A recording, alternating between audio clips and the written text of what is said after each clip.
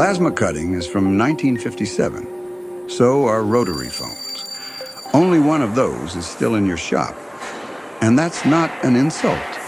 It's a technology timeline. Plasma was revolutionary when it came out. Then it basically stopped evolving.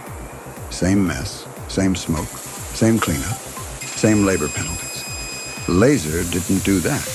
Laser kept getting smarter.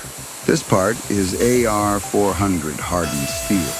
Real material, real production. We started with a reasonable laser strategy.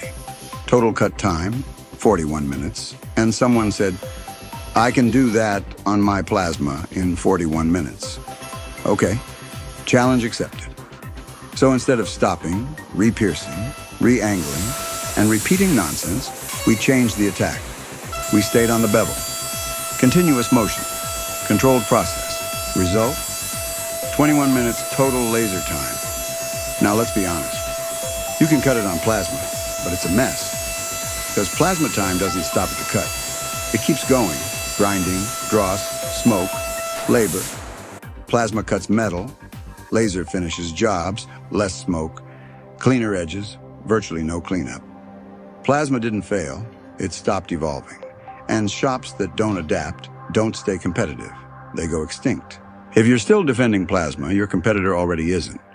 You don't lose jobs because you can't cut metal. You lose them because your process is slower than your competitors. Figure this out now, or watch someone else take your work.